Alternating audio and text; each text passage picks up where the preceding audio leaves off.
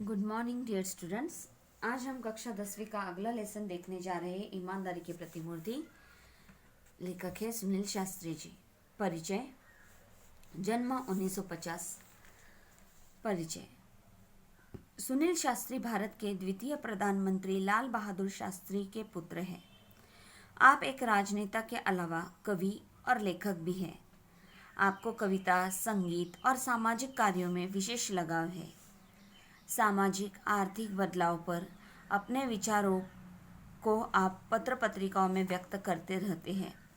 प्रमुख कृतियाँ: लाल बहादुर शास्त्री मेरे बाबूजी। इस पुस्तक का अंग्रेजी अनुवाद भी है। गद्य संबंधी। प्रस्तुत संस्मरण में लेखक ने स्वर्गीय लाल बहादुर शास्त्री जी की ईमानदारी, सादगी, सरलता, सच्चाई, पर दुख कातरता आदि गुणों को बड़े अच्छे ढंग से उजागर किया है। यानी जो ये संस्मरण है, इसमें लेखक ने क्या किया है, लाल बहादुर शास्त्री जी के बारे में हमें जानकारी देने का प्रयत्न किया है। अभी हम पाठ की ओर बढ़ेंगे। हमने अपने जीवन में बाबूजी के रहते अभाव नहीं देखा। अभी यहाँ पर लेखक जो है वो कह रहे हैं कि उन्होंने उनकी जो जीवन है उस जीवन में बाबूजी के यानी लाल बहादुर शास्त्री जी है उनके रहते अभाव यानी किसी चीज़ की कमी ऐसे उन्होंने कभी देखी ही नहीं। उनके न रहने के बाद जो कुछ मुझ पर भी था वह एक दूसरी तरह का अभाव था कि मुझे बैंक की नौकरी करनी पड़ी। अभी देखो, अभी वो बता रहे हैं याद कि उनके न रहने के बाद जो कुछ पर मुझ पर भी था यानी जो कुछ भी उनके साथ हुआ वह एक दूसरी तरह का अभाव था। वो क्या था? एक दूसरी तरह का अभाव यानी किसी चीज़ का न होना, कमी थी। मुझे बैंक की नौकरी करनी पड़ी। लेखक को क्या करनी पड़ी? बैंक की नौकरी करनी पड़ी। लेकिन उसके पूर्व बाबूजी के रहते में जब जन्मा था तब वे उत्तर प्रदेश के में पुलिस मंत्री थे। अभी लेखक उनकी यादें बता रहा है कि लेकिन उससे पूर्व बाबूजी के रहते यानी बाबूजी जो थे तब मैं जब जन्मा था यानी लेखक का जन्म हुआ था तब वे उत्तर प्रदेश में पुलिस मंत्री थे। लाल बहादुर शास्त्री उत्तर प्रदेश में पुलिस मंत्री थे। उस समय गृह मंत्री को पुलिस मंत्री कहा जाता था। इसलिए मैं हमेशा कल्पना किया करता था कि हमारे पास ये छोटी गाड़ी नहीं बड़ी आलीशान गाड़ी होनी चाहिए। उस समय में क्या क्या किया जाता था? गृह मंत्री को पुलिस मंत्री ऐसे कहा जाता था। इसलिए लेखक हमेशा विचार किया करता था, कल्पना किया करता था कि हमारे पास ये छोटी गाड़ी नहीं होनी चाहिए तो बड़ी आलीशान गाड़ी होनी चाहिए, ऐसे वो सोचा करते थे। बाबूजी प्रधानमंत्री हुए तो वह जो गाड़ी थी वह थी इम्पाला शेवरलेट। उसे देख देख बड़ा जी करता कि मैं मौका मिले और उसे चलाऊं। देखो, जब शास्त्री जी प्रधानमंत्री बने, उनके पिताजी प्रधानमंत्री बने तो उनका जो था वहाँ पर जो गाड़ी थी वो थी इम्पाला शेवरलेट और उसे देखकर बड़ा जी करता यानी वो बहुत ही मन करता था कि मौका मिले और उसे चलाऊं यानी मौका मिलते ही चांस जैसे मिलेगा उस गाड़ी को लेखक चलाएंगे। प्रधानमंत्री का लड़का था, कोई है ऐसा वैसा नहीं, तो वो कौन था? प्रधानमंत्री के लड़के थे। कोई मामूली बात नहीं थी यानी कोई छोटी मोटी बात तो थी नहीं। सोचते विचारते कल्पना की उड़ान भरते एक दिन मौका मिल गया। ये सोच विचार करते, कल्पना की उड़ान भरते यानी ख्यालों में सोचते सोचते कि कब ऐसा दिन आएगा जो ये जो गाड़ी है इम्पाला शेवरलेट वो उन्हें चलाने के लिए मिलेगी। और एक दिन ऐसा मौका आ ही गया, ऐसा चांस मिल गया। धीरे धीरे हिम्मत भी खुल गई थी यानी हिम्मत भी बढ़ गई थी। ऑर्डर देने की उनकी हिम्मत बढ़ गई थी। हमने बाबूजी के निजी सचिव से कहा, शास्त्री जी का जो निजी सचिव था उनसे उन्होंने कहा, साहब साहब जरा ड्राइवर से कहिए इम्पाला लेकर रेजिडेंस की तरफ आ जाए। अभी रेजिडेंस यानी निवास स्थान। उन्होंने कहा कि उनके जो शास्त्री जी के निजी सचिव थे उनसे कहा कि सहाय साहब, उनका नाम क्या है? सहाय साहब जरा ड्राइवर से कहिए कि इम्पाला लेकर रेजिडेंस की तरफ आ जाए यानी निवास स्थान की तरफ आ जाए। 2 मिनट में गाड़ी आकर दरवाजे पर लग गई। जैसे ही इन्होंने हुक्म दिया वैसे ही क्या हुआ, 2 मिनट में जो गाड़ी थी वो गाड़ी दरवाजे पर आ गई। अनिल भैया ने कहा, मैं तो इसे चलाऊंगा नहीं, तुम ही चलाओ। अनिल भैया जो थे इनके भाई लेखक के, उन्होंने कहा कि मैं इस गाड़ी को चलाऊंगा नहीं, तुम ही इस गाड़ी को चलाओ, क्योंकि देखो वो डरते थे इस गाड़ी को लेकर जाने के लिए। मैं आगे बढ़ा, ड्राइवर से चाबी मांगी। लेखक आगे बढ़ते हैं, उन्होंने क्या किया, ड्राइवर से चाबी मांग ली और बोला, तुम बैठो, आराम करो, हम लोग वापस आते हैं अभी। अभी उन्होंने क्या कहा, तुम बैठो, यहीं पर बैठ जाओ, थोड़ी देर आराम करो, हम लोग वापस आते हैं, अभी हम जाकर वापस आ जाते हैं। यानी उन्होंने ड्राइवर को अपने साथ ले जाना ठीक नहीं समझा। उन्होंने चाबी मंगवा ली और गाड़ी खुद लेकर वहां से चले गए। गाड़ी ने हम चल पड़े, क्या शान की सवारी थी। गाड़ी लेकर वो चल पड़े यानी निकल पड़े, क्या शान की सवारी थी, ऐसे वो कहते हैं। याद कर बदन में झुरझुरी आने लगी है। याद करके भी बदन में क्या हुई है, झुरझुरी आने लगी है, यानी उन्हें बहुत ही अच्छा लग रहा है। जिसके यहाँ खाना था वहाँ पहुँचा। जिसके यहाँ खाना था यानी जहाँ पर उन्हें जाना था खाना खाने के लिए, वहाँ वो पहुँच गए। बातचीत में समय का ध्यान नहीं रहा, देर हो गई। और गप्पे शप्पे लड़ाते लड़ाते, देखो किसी ने उन्हें इनवाइट किया था खाना खाने के लिए, जहाँ खाना खाने गए थे वहाँ पर वो पहुँच गए गाड़ी लेकर। और बातचीत में यानी दो बातें करते करते उन्हें समय का ध्यान नहीं रहा कि कितना समय गुजर चुका है, कितना टाइम हो चुका है, यह उनके समझ में ही नहीं आया। देर हो गई और उसकी वजह से क्या हो गया, उन्हें लेट हो गया। याद आया बाबूजी आ गए होंगे, और उन्हें क्या याद आया कि बाबूजी जो है वो घर पर आ गए होंगे। वापस घर आ फाटक से पहले ही गाड़ी रोक दी।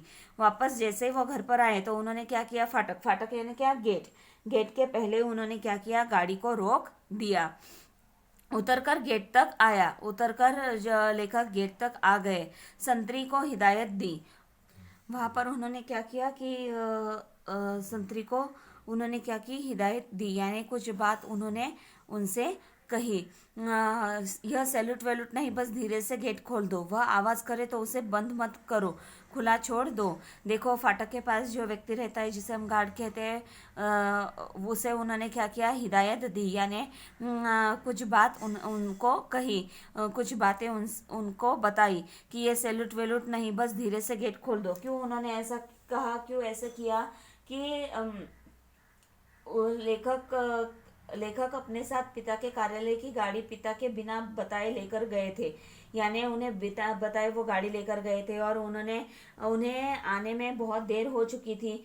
अगर गेट सैल्यूट वेल्यूट के चक्कर में अगर गेट के पास आवाज हो जाती है और पिताजी को उनके आने का पता चल जाता तो इसे बात के लेकर वो डर रहे थे, इसलिए किसी को कुछ पता न चले, इसलिए उन्होंने क्या किया था, संतरी को सैल्यूट वैल्यूट न करने की हिदायत उन्होंने दे दी थी। और ये भी कहा था अगर खोलते वक्त गेट का आवाज हो जाए तो गेट बंद मत करो, उसे खुला ही छोड़ दो। बाबूजी का डर, वह खटपट सैल्यूट मारेगा तो आवाज होगी और फिर गेट की आवाज से बाबूजी को हम लोगों के लौटने का अंदाजा हो जाएगा।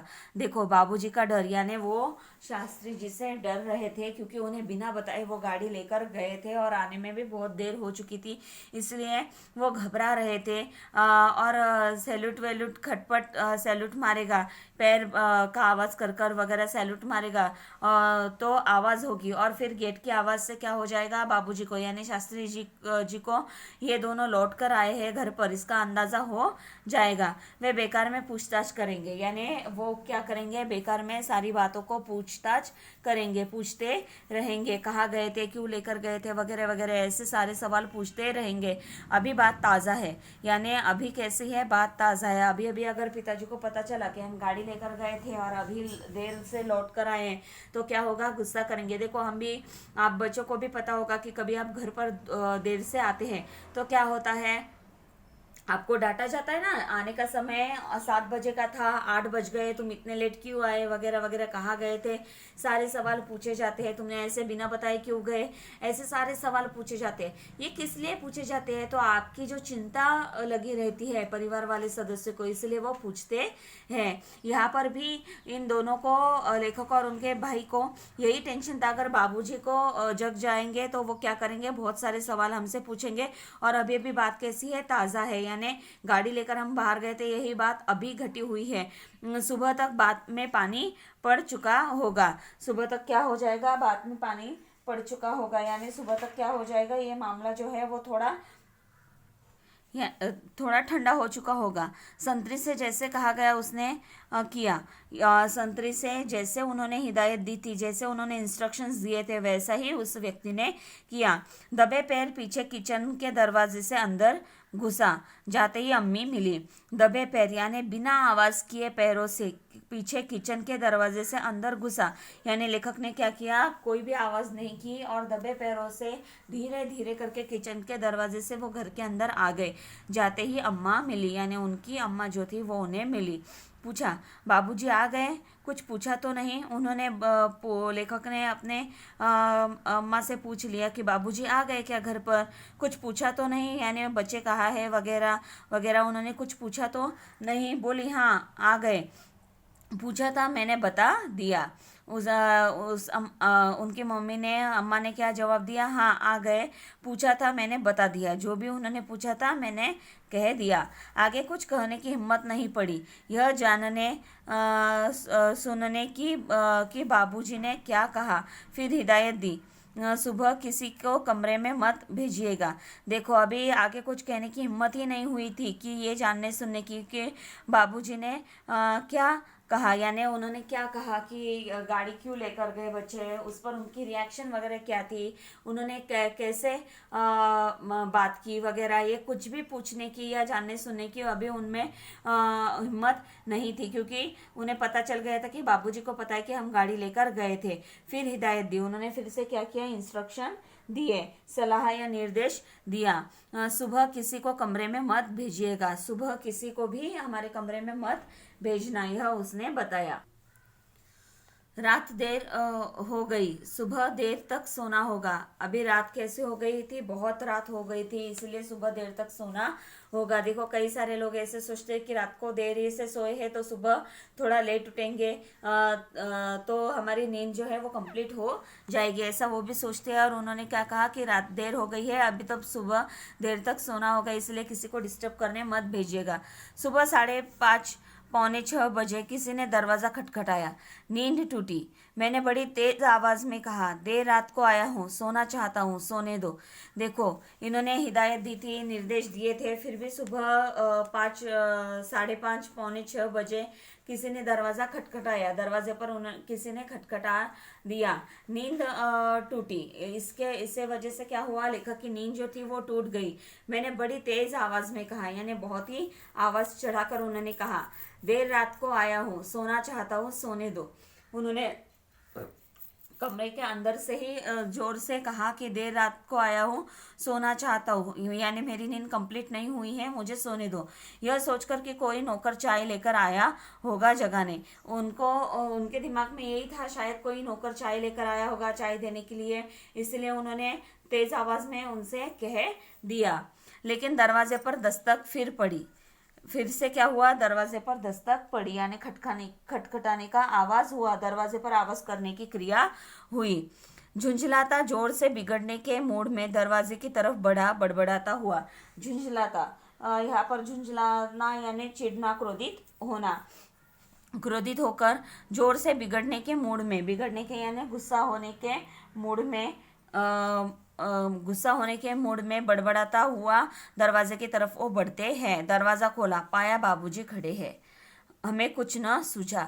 देखो जैसे ही उन्हें ऐसा लगा कि कोई नौकर परेशान कर रहा है, इसलिए वो बहुत ही क्रोध में आकर दरवाजा खोलने के लिए आगे बढ़े, और दरवाजा खोलते ही सामने कौन थे, बाबूजी खड़े थे। हमें कुछ न सूझा, यानी क्या बोले और क्या ना बोले कुछ भी नहीं सूझा। माफी मांगी, यानी उन्होंने उनसे क्षमा मांगी। बेध्यानी में बात कह गया हूँ। उन्होंने क्या कहा, बेध्यानी में, यानी ध्यान में नहीं रहा कि आप शायद दरवाजे पर हो सकते हो, इसलिए हमें लगा कोई नौकर है, इसलिए मैंने इस तरीके से जवाब दिया, मेरा ध्यान नहीं था। माफी मांगी कि, और ये भी कहा कि बेध्यानी में बोल गया हूँ। वे बोले, कोई बात नहीं, आओ आओ हम लोग साथ साथ चाय पीते हैं। उन्होंने कहा, शास्त्री जी ने कहा कि कोई बात नहीं, आपने कह दिया, ठीक है कोई बात नहीं है, आ जाओ हम सब लोग साथ में मिलकर चाय पीते हैं। हमने कहा ठीक है। लेखक और उनके भाई ने कहा कि ठीक है हम आ जाते हैं, साथ में बैठकर चाय पियेंगे। बस जल्दी हाथ मुंह धो चाय के लिए टेबल पर जा पहुंचा। देखो, जो उनका क्रोध था, गुस्सा था, वो पिताजी को देखकर बहुत ही शांत हो गया था। उन्होंने जैसे ही पिताजी ने इंस्ट्रक्शन दिए कि साथ में चाय पियेंगे, तो जल्दी से हाथ मुंह धोकर वो चाय के लिए टेबल पर पहुंच गए थे। लगा उन्हें सारी राम कहानी मालूम है, पर उन्होंने कोई तर्क नहीं किया। लगा कि उन्हें सारी राम कहानी मालूम है। सारी राम कहानी मालूम है यानी क्या, कि जो भी उन्होंने गाड़ी लेकर गए थे, इम्पाला शेवरलेट यानी महंगी ब्रांड की आलिशान गाड़ी, वो लेकर गए थे, ये सब मालूम है। पर उन्होंने कोई तर्क नहीं किया, यानी उस पर कोई चर्चा वगैरह नहीं की, ना कुछ जाहिर होने दिया, ना ही कुछ ऐसे पता लगने दिया कि मुझे ये सारी बात पता है। कुछ देर बाद चाय पीते पीते अम्मा ने कहा, तुम लोग आ गए हो, पर तुम कहते हो रात बड़ी देर से आए, कहाँ चले गए थे? देखो, कुछ देर बाद चाय पीते पीते बोले, यानी उन्होंने अभी तक कुछ भी नहीं कहा था, लेकिन कुछ समय बीतने के बाद चाय पीते समय कहा कि अम्मा ने कहा, तुम्हारी अम्मा ने बताया कि तुम लोग आ गए हो, पर तुम कहते हो रात बड़ी देर से आए, कहाँ चले गए थे? इतनी रात हो गई थी, तुम बाहर थे, तो तुम कहाँ गए थे? यह उन्होंने उनसे पूछा। जवाब दिया, हाँ बाबूजी, एक जगह खाने पर चले गए थे। लेखक ने जवाब दिया कि हाँ बाबूजी, हम गए थे, हमें देर भी हो चुकी थी आने में, लेकिन हम एक जगह खाना खाने के लिए चले गए थे। उन्होंने आगे प्रश्न किया, लेकिन खाने पर गए तो कैसे? जब मैं आया तो फिएट गाड़ी गेट पर खड़ी थी, गए कैसे? तो उन्होंने आगे सवाल पूछा कि तुम यहाँ से गए कैसे? जब मैं घर पर लौट कर आया तो फिएट गाड़ी जो थी वो दरवाजे पर ही खड़ी थी, गेट पर ही खड़ी थी, तो तुम गए कैसे थे? कहना पड़ा, हम इम्पाला शेवरलेट लेकर गए थे। देखो, अभी उन्हें बताना पड़ा, क्योंकि बाबूजी ने सवाल किया कि कैसे गए थे, गाड़ी तो दरवाजे पर ही खड़ी थी, गेट के सामने ही खड़ी थी, तो तुम लोग कैसे गए थे खाना खाने के लिए? तो सच बात उन्हें बतानी पड़ी कि हम लोग जो है वो इम्पाला शेवरलेट जो है वो लेकर गए थे। बोले, ओह ओह हो, तो आप लोगों को बड़ी गाड़ी चलाने का शौक है। अभी वो उन्होंने कहा कि आप लोगों को बड़ी गाड़ी चलाने का शौक आ गया है, यानी बड़ी गाड़ी चलाने की अभी इच्छा तुम लोगों को हो रही है। बाबूजी खुद इम्पाला का प्रयोग न के बराबर करते थे, और वह किसी स्टेट गेस्ट के आने पर ही निकलती थी। देखो, बाबूजी जो थे उनके लिए वो गाड़ी थी, लेकिन वो खुद जो है वो इम्पाला का प्रयोग न के बराबर करते थे, यानी कभी भी उस गाड़ी का इस्तेमाल नहीं करते थे। भले ही गवर्नमेंट की ओर से उन्हें वो गाड़ी मिली थी, फिर भी उन्होंने कभी इसका प्रयोग नहीं किया, और वह किसी स्टेट गेस्ट के आने पर ही निकलती थी। अगर किसी स्टेट के गेस्ट अगर आते हैं तो उनके लिए ही वह गाड़ी निकलती थी। उनकी बात सुन मैंने अनिल भैया की तरफ देखा, आंख से इशारा किया। उनकी बात सुनकर मैंने अनिल भैया की तरफ देखा, यानी जैसे ही पिताजी ने कहा तो उन्होंने उनके अनिल भैया की तरफ देखा और आंख से इशारा किया, कुछ इशारा उन्होंने किया। मैं समझ गया था कि यह इशारा इजाज़त का है, अब हम उसका आए दिन प्रयोग कर सकेंगे। उनके लेखक को ऐसे लगा कि इनका इशारा जो है वो इजाज़त का है, यानी उनको ऐसा लग रहा है कि शायद अभी पिताजी ने क्या किए है, हमें परमिशन दे दी है यह गाड़ी चलाने की, अब हम इसका उसका आए दिन प्रयोग कर सकेंगे, यानी उसे आए दिन हम इस्तेमाल कर सकेंगे, बड़ी गाड़ी लेकर हम घूम सकेंगे। चाय खत्म कर उन्होंने कहा, सुनील जरा ड्राइवर को बुला दीजिए। अभी देखो, इन दोनों को खुशी हुई, क्योंकि बाद में उन्होंने कुछ भी नहीं कहा था, कि सिर्फ इतना ही कहा था कि आप लोगों को इम्पाला शेवरलेट बड़ी गाड़ी में घूमने का भी शौक जड़ गया है, लेकिन उसके बाद कुछ भी नहीं कहा। और इन्हें ऐसा लगता है कि अभी हमें इजाज़त मिल गई है तो हम कभी भी इस गाड़ी का इस्तेमाल कर सकेंगे। जैसे ही चाय खत्म हो गई, उन्होंने कहा, सुनील जरा ड्राइवर को बुला दीजिए। उन्होंने कहा, ड्राइवर को बुलाने के लिए कहा। मैं ड्राइवर को बुला लाया। उससे उन्होंने पूछा, तुम लॉग बुक रखते हो ना? लेखक ने जाकर ड्राइवर को बुला लाया और उससे उन्होंने पूछा, यानी शास्त्री जी ने पूछा, तुम लॉग बुक रखते हो ना? यहाँ पर उन्होंने क्या कहा उसे कि तुम लॉग बुक जो है वो रखते हो ना? उसने हाँ में उत्तर दिया। उन्होंने आगे कहा, एंट्री करते हो? कल कितनी गाड़ी इन लोगों ने चलाई? वह बोला 14 किलोमीटर। देखो लॉग बुक यानी उसमें सारे गाड़ी कहाँ तक गई थी, कितने किलोमीटर चली, कितने का पेट्रोल वगैरह लगाया, उसका क्या खर्चा हुआ वगैरह, ये बुक तुम रखते हो ना। उसने हाँ कहा, उन्होंने कहा कि एंट्री करते हो क्या उसमें, तो कल इन्होंने कितनी गाड़ी चलाई ये भी उन्होंने पूछ लिया। वह बोले 14 किलोमीटर। और उन्होंने क्या कहा कि ड्राइवर ने बताया कि 14 किलोमीटर इन्होंने गाड़ी चलाई है। उन्होंने हिदायत दी, उसमें लिख दो 14 किलोमीटर निजी निजी उपयोग। उन्होंने हिदायत दी यानी निर्देश दिए ड्राइवर को कि 14 किलोमीटर निजी उपयोग, यानी देखो गाड़ी है, पेट्रोल है उसमें, उसका इस्तेमाल अपने खुद के लिए करना ही उन्हें ठीक नहीं लगता था। क्योंकि जो लाल बहादुर शास्त्री जो है वो गांधीवादी थे और गांधी जी के सिद्धांत का पालन करने वाले थे। सादा जीवन उच्च विचार, यही उनके जीवन का वचन था। और प्रधानमंत्री बनने के बावजूद भी उन्होंने अपनी सादगी एवं ईमानदारी को जीवित रखा था और स्वभाव से वो बहुत ही नम्र थे। इसलिए उन्हें ये ठीक नहीं लगा कि यह गाड़ी निजी इस्तेमाल हो, उसमें 14 किलोमीटर निजी उपयोग ऐसे तुम लिख देना। तब भी उनकी बात हमारी समझ में नहीं आई। फिर उन्होंने तब भी लेखक और उनके समझ में नहीं आया कि उन्होंने ऐसा लगा होगा कि ठीक है लॉग बुक रखता है, कितनी गाड़ी चलाई वगैरह ये सब एंट्री करता है तो कर लिया होगा शायद यह एंट्री। उनके दिमाग समझ में कुछ भी नहीं आया। फिर उन्होंने अम्मा को बुलाने के लिए कहा। अम्मा जी के आने पर बोले, सहाय साहब से कहना 60 पैसे प्रति किलोमीटर के हिसाब से पैसे जमा करवा दे। तभी भी जब ये समझे नहीं तब उन्होंने अम्मा से कहा कि अम्मा जी के आने पर बोले कि सहाय साहब से आप कह देना कि 60 पैसे प्रति किलोमीटर के हिसाब से पैसे जमा करवा दे, यानी ये जो गाड़ी है वो हम मुफ्त में चलाएंगे नहीं। तो इन्होंने जितना भी पेट्रोल खर्च किया है उसे 60 पैसे किलोमीटर हिसाब से जो पैसे है वो जमा करवा देना। इतना जो उनका कहना था कि हम और अनिल भैया वहाँ रुक नहीं सके। इतना जो उन्होंने कहा तो उन्हें क्या लग रहा था कि हमें परमिशन मिल चुकी है, लेकिन वास्तविकता देखा जाए तो उन्हें परमिशन नहीं मिली थी। बिना कहे बाबूजी बहुत कुछ कहे गए थे, इसलिए लेखक और उनके अनिल भैया वहाँ रुक नहीं सके। जो रुलाई छुट्टी तो वह कमरे में भागकर पहुंचने के बाद भी काफी देर तक बंद नहीं हुई। जो रुलाई छुट्टी की, अरे हमने ठीक नहीं किया, बाबूजी को पूछना चाहिए था, उन्हें ये बात अच्छी नहीं लगी, इसकी वजह से उन्हें जो रुलाई छुट्टी रोना आ गया।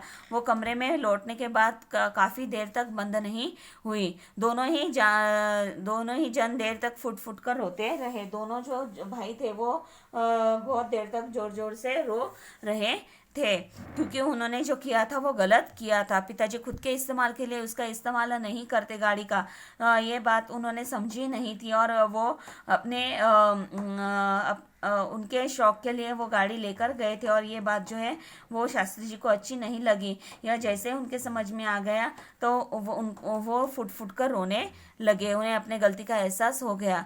आपसे यह बात शान के तरह नहीं कर रहा, पर इसलिए कि ये बातें हमारे लिए आदर्श बन गई है। आपसे यह बात शान के लिए के तरह नहीं कर रहा, पर इसलिए वो बता रहे हैं कि कोई शान वगैरह बताने के लिए वो ऐसा कह रहे हैं, ऐसे नहीं। तो इसलिए वो हमें ये बता रहे हैं कि अब हमारे लिए आदर्श बन गई है। ये सारी बातें जो है इनके लिए एक आदर्श बन गई है। सक्रिय राजनीति में आने पर, सरकारी पद पाने के बाद क्या उसका दुरुपयोग करने की हिम्मत मुझ में हो सकती है? यानी सक्रिय राजनीति में आने पर भी अगर ऐसे संस्कार उन पर हो कि किसी भी चीज़ का गलत फायदा नहीं उठाना चाहिए, तो उसके बाद क्या उसका दुरुपयोग करने की हिम्मत, सरकारी पद पाने के बाद उसका दुरुपयोग करने की हिम्मत मुझ में हो सकती है? आप ही सोचें। मेरे बच्चे कहते हैं कि पापा आप हमें साइकिल से भेजते हैं, पानी बरसने पर रिक्शे से स्कूल भेजते हैं, पर कितने ही दूसरे लोगों के लड़के सरकारी गाड़ी से आते हैं। देखो जब ऐसी घटना घटी उसके बाद जो लेखक कहते हैं कि हमारे मन पर इतना प्रभाव उन सारी बातों का हो गया था कि पिताजी की हर एक बात हमारे लिए कैसे बन गई थी, आदर्श बन गई थी। ये संस्कार उन्होंने अपने दोनों बेटे अनिल और सुनील दोनों को ये अच्छे संस्कार दिए थे और वे बहुत ही संवेदनशील थे। यानी देखो, यही संस्कार उनके अंदर होने पर कभी उनकी हिम्मत नहीं हुई कि सरकारी चीज़ों का दुरुपयोग किया जाए। उनके खुद के बच्चे पूछते थे कि आप हमें साइकिल से भेजते हैं, जब बारिश होती है तो हम आप रिक्शे से हमें स्कूल भेजते हैं, पर कितने ही दूसरे लोगों के लड़के सरकारी गाड़ी से आते हैं, यानी गवर्नमेंट की गाड़ी जो होती है उससे स्कूल में आते हैं। वास्तविक देखा जाए तो गाड़ी किस लिए होती है, इन लोगों के काम के लिए वो होती है, लेकिन कई सारे लड़कों को स्कूल में छोड़ने के लिए गाड़ी भेजी जाती थी, ऐसे वो कहते थे। वे छोटे हैं, उन्हें कलेजा चीरकर नहीं बता सकता, समझाने की कोशिश करता हूँ। बच्चे कैसे हैं, छोटे हैं, उन्हें कलेजा चीरकर नहीं बता सकता कि क्या बात है क्या नहीं, लेकिन वो क्या करता है, उन्हें समझाने की कोशिश करते हैं। जानता हूँ मेरा यह समझना कितना कठिन है, फिर भी समय होने पर कभी कभी अपनी गाड़ी से छोड़ देता हूँ। ये जानते हैं कि इन बच्चों को समझना कितना कठिन है, फिर भी समय होने पर कभी देर हो गई तो कभी कभी अपनी गाड़ी से छोड़ देता हूँ। अपना सरकारी ओहदा छोड़कर आया हूँ और आपके साथ यह सब फिर जिक्र कर तनिक ताज़ा और नया महसूस करना चाहता हूँ। यानी वो यहाँ पर जो कह रहे हैं कि अपना सरकारी ओहदा छोड़कर आया हूँ, यानी सरकारी पद जो है सरकारी वो छोड़कर आया हूँ और आपके साथ सब फिर जिक्र कर तनिक ताज़ा और नया महसूस करना चाहता हूँ। यानी आपके साथ हमारे साथ ये सारे बातें फिर से कहकर वो ताज़ा और नया महसूस करना चाहते हैं। कोशिश करता हूँ नींव को पुनः संजोना संवारना कि मेरे मन का महल आज के इस तूफानी झंझावत में खड़ा रह सके। ये वो ट्राई कर रहे हैं कि उनकी नींव को पुनः संजोना, नींव यानी क्या, बेस को पुनः संजोना और संवारने का, कि मेरे मन का महल जो है यानी उनका जो मन है वो आज के इस तूफानी झंझावत जो चल रहा है उसमें खड़ा रह सके, आज की जो परिस्थितियाँ चल रही है उसमें वो ठीक से खड़े रह सके। याद आते हैं बचपन के वे हसीन दिन, वे पल मैं बाबूजी के साथ बिताए। अभी वो अपने बचपन के दिनों को याद कर रहे हैं। वो कह रहे हैं कि बचपन के वो जो दिन थे, हसीन दिन, बहुत ही सुंदर ऐसे दिन थे, वे पल जो मैंने बाबूजी के साथ बिताए हैं। वे अपना व्यक्तिगत काम मुझे सौंप देते थे और मैं कैसा गर्व अनुभव करता था। देखो, अभी यहाँ पर जो है वो अपने बचपन की यादों के बारे में बता रहे थे कि यहाँ पर जो है वो बाबूजी जो थे वो उनका व्यक्तिगत यानी उनका निजी जो काम था वो लेखक को सौंप देते थे, लेखक को करने के लिए देते थे और मैं कैसा गर्व अनुभव करता था। यानी उन्हें बहुत ही गर्व महसूस होता कि पिताजी ने मुझे काम करने के लिए दिया है। एक होड़ थी जो हम भाइयों में लगी रहती थी, किसे कितना काम दिया जाता है और कौन उसे कितनी सफाई से करता है। एक जो होड़ थी, उनमें होड़ थी यानी क्या, एक ऐसी कंपटीशन जैसी रहती थी कि जो हम भाइयों में लगी रहती थी दोनों में, कि किसे कितना काम दिया जाता है और कौन उसे कितनी सफाई से कितनी अच्छी तरीके से करता है। कादे को काम दिया जाए और काम कैसे भी निपटाओ उसको अर्थ नहीं है, तो काम दिया जाता है तो उस काम को हमें क्या करना चाहिए, बहुत ही सफाई से बहुत ही नीटली कंप्लीट करना चाहिए। तो एक ऐसी रेस उनमें लगी रहती थी। एक दिन बोले, सुनील मेरे अलमारी काफ़ी बेतरतीब हो रही है, तुम उसे ठीक कर दो और कमरा भी ठीक कर देना। एक दिन उन्होंने कहा कि उनकी जो अलमारी है वो बहुत ही बेतरतीब हो गई है, यानी अस्त व्यस्त बिखरी हुई हो गई है, तुम उसे ठीक कर दो, यानी उसका सामान जो है वो तुम अच्छे तरीके से ठीक कर दो, कमरा भी ठीक कर देना और मेरा जो कमरा है उसे भी तुम ठीक कर देना, संवार कर रख ना। मैंने स्कूल से लौटकर वह सब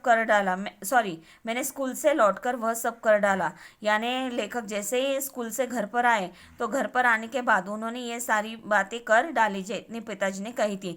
दूसरे दिन मैं स्कूल जाने के लिए तैयार हो रहा था कि बाबूजी ने मुझे बुलाया। अभी ये जो बात है वो उनकी बचपन की बात वो हमें बता रहे हैं, एक याद वो हमें बता रहे थे कि स्कूल से लौटकर आने के बाद उन्होंने जो पिताजी ने कहा था वो काम किया था। दूसरे दिन वो स्कूल जाने के लिए तैयार हो रहे थे तो बाबूजी ने बुलाया, पूछा, तुमने सब कुछ बहुत ठीक कर दिया, मैं बहुत खुश हूँ, पर वे मेरे कुर्ते कहाँ है। अभी देखो उन्होंने क्या कहा, बाबूजी ने उन्हें बुलाया और बोला कि तुमने सब कुछ बहुत ठीक कर दिया, यानी बहुत ही अच्छे से तुमने सामान लगा दिया है, मैं बहुत ही खुश हूँ, पर वो मेरे कुर्ते कहाँ है, जो कुर्ते यहाँ पर थे वो कहाँ है।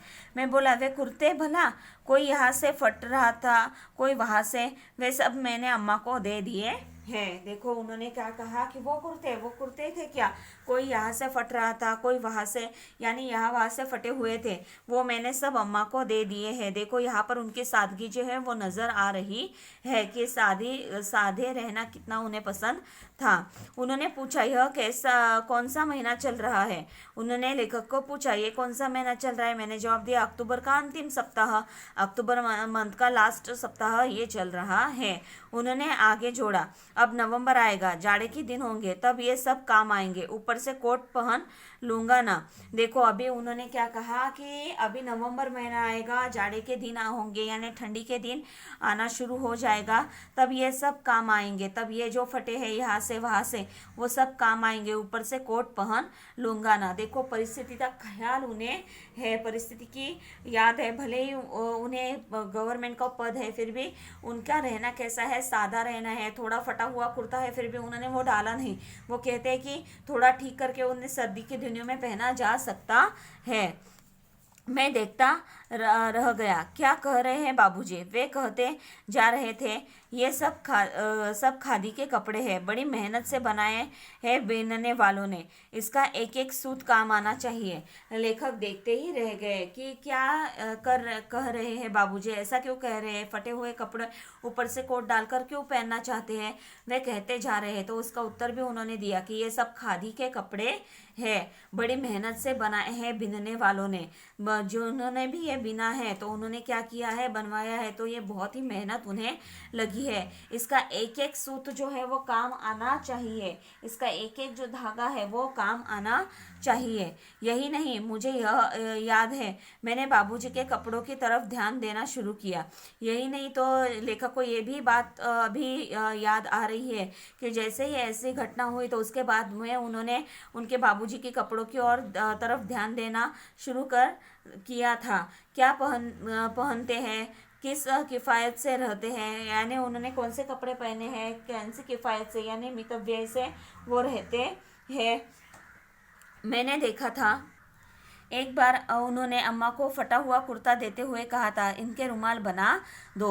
एक बार उन्होंने क्या कहा था, अम्मा को फटा हुआ रुमाल देते हुए कहा था कि इनके रुमाल बना दो, यानी ये जो कुर्ता है इसके क्या करो, रुमाल बनवा दो। देखो फट गया, उसके बाद थोड़ी देर इस्तेमाल इसका कर लिया, फिर भी अभी ज़्यादा ख़राब होने के बाद उन्होंने ऐसे ही डाल दिया है क्या, नहीं, तो उन्होंने अपने पत्नी से क्या कहा, इनके रुमाल तुम बनवा दो जिसका इस्तेमाल हम कर सकते हैं। देखो बहुत सारे घरों में भी आज भी क्या किया जाता है, जो पुराने कपड़े वगैरह है इस्तेमाल करके हुए हैं उन्हें ऐसे ही डाल नहीं दिया जाता, उसका पोछा लगाना या किसी रुमाल बनवा कर इसका इस्तेमाल करना वगैरह चीज़ों के लिए क्या किया जाता है, उसका इस्तेमाल किया जाता है। बाबूजी का एक तरीका था जो अपने आप आकर्षित करता था। बाबूजी का एक तरीका था कि उस तरीके से वो क्या करते थे, सामने वाले को अपने आप आकर्षित किया करते थे। वे अगर सीधे कहते, सुनील तुम्हें खादी से प्यार करना चाहिए, तो शायद वह बात कभी मेरे मन में घर नहीं करती, पर बात कहने के साथ साथ उनके अपने व्यक्तित्व का आकर्षण था जो अपने में सामने वाले को बांध लेता था। देखो अगर वो सीधे सीधे कहते कि तुम्हें खादी से प्यार करना चाहिए, खादी का इस्तेमाल करना चाहिए, तो शायद वो बात जो है वो लेखक के मन में कभी घर नहीं करती, यानी लेखक के मन में वो कभी बसती ही नहीं कि क्या बाबूजी कह रहे हैं खादी का इस्तेमाल कीजिए। पर बात कहने के साथ साथ वो अपने व्यक्तित्व का आकर्षण था, लेकिन बात करने के साथ साथ उनके जो व्यक्तित्व था उसका एक आकर्षण था जो अपने में सामने वाले को बांध लेता था।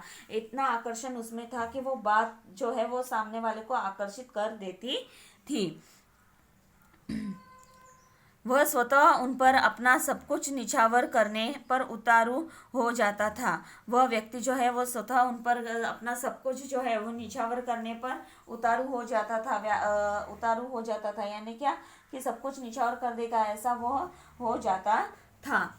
अम्मा बताती है, हमारी शादी में चढ़ावे के नाम पर सिर्फ 5 ग्राम सोने के गहने आए थे। अम्मा ये बात अभी बताती है बच्चों को कि उनकी जब शादी हुई थी तो चढ़ावे के नाम पर उन्हें सिर्फ 5 ग्राम सोने के गहने आए थे। लेकिन जब हम विदा होकर रामनगर आए तो वहाँ उन्हें मुंह दिखाई में गहने मिले। लेकिन जैसे ही वो विदा होकर रामनगर आए थे तो उन्हें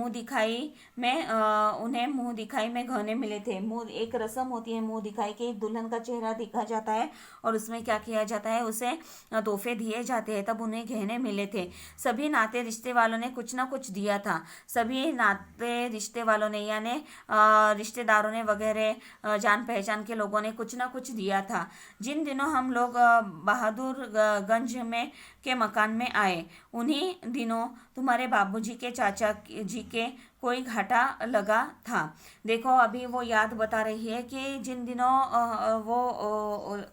शास्त्री जी और उनकी पत्नी बहादुरगंज के मकान में आए थे तो उन्हीं दिनों में जो बाबूजी है, शास्त्री जी है, उनके चाचा जी को कोई घाटा लगा था यानी कोई नुकसान उनका हुआ था। किसी तरह से बाकी का रुपया देने की जिम्मेदारी हम पर आ पड़ी। बात क्या थी? किसी तरह से बाकी का रुपया यानी जो घाटा हुआ था उसमें से कुछ रुपए देने की जिम्मेदारी जो है वो शास्त्री जी और उनके पत्नी पर आ पड़ी थी। बात क्या थी उसकी ठीक से जानकारी लेने की जरूरत हमने नहीं सोची। यानी क्या घटना घटी थी जिसके वजह से ऐसा करना पड़ा था, तो उस घटना के बारे में कुछ जानने की जरूरत उन्हें नहीं हुई और न ही इसके बारे में कभी कुछ पूछताछ की और ना ही लेखक ने और उनके भाई ने कभी इस बारे में पूछताछ की कि क्या ऐसा घाटा हो गया था, क्यों आप लोगों ने पैसे वगैरह दिए थे, ऐसा कुछ भी उन्होंने पूछा नहीं। एक दिन तुम्हारे बाबूजी ने दुनिया की मुसीबतों और मनुष्य की मजबूरियों को समझाते हुए जब हमसे गहनों की मांग की तो क्षण भर के लिए हमें कुछ वैसा लगा और गहना देने में तनिक हिचकिचाहट महसूस हुई, पर यह सोचा कि उनकी प्रसन्नता में हमारी खुशी है, हमने गहने दे दिए। देखो एक दिन जो है तुम्हारे बाबूजी जो है, बच्चों के बाबूजी शास्त्री जी, उन्होंने दुनिया की मुसीबतों और मनुष्य की मजबूरियों को समझाते हुए यानी दुनिया में कितनी सारी मुसीबतें हैं, लोगों को कितनी सारी मजबूरियां हैं, कई सारी अड़चने लोगों में आती है। देखो हर एक व्यक्ति सुखी है क्या? नहीं। तो सुख और दुख लगे ही रहते हैं। हर एक व्यक्ति किसी न किसी चीज से परेशान है, किसी पर किसी न किसी चीज की मुसीबत है। ये सारी बातें उन्हें समझाते हुए जब हमसे गहनों की मांग की कि तुम्हारे गहने हमें दे दो, तो क्षण भर के लिए हमें कुछ वैसा लगा और हम गहने देने में तनिक हिचकिचाहट महसूस हुई। तो जैसे गहने की मांग की तो क्षण भर के लिए हमें कुछ वैसा लगा यानी कुछ ठीक नहीं लगा और गहने देने में तनिक हिचकिचाहट महसूस हुई और गहने देने में उन्हें हिचकिचाहट यानी उनका मन जो है वो गहने देने के लिए तैयार नहीं था, पर सोचा कि उनकी प्रसन्नता में ही हमारी खुशी है। लेकिन उन्होंने ये बात सोची कि अगर शास्त्री जी अगर मैं गहने दे देती हूँ, अगर मेरा पति खुश रहता है तो उनकी खुशी में ही मेरी खुशी है, और उन्होंने गहने दे दिए। केवल टीका नथुनी बिछिया रख लिए थे। ये वे हमारे सुहाग वाले गहने थे। केवल उन्होंने टीका नथुनी और बिछिया जो होती है पहनने के वो सिर्फ रख लिए थे, क्योंकि ये सारे क्या है? सुहाग वाले गहने हैं, सुहाग के निशाने वाले गहने हैं।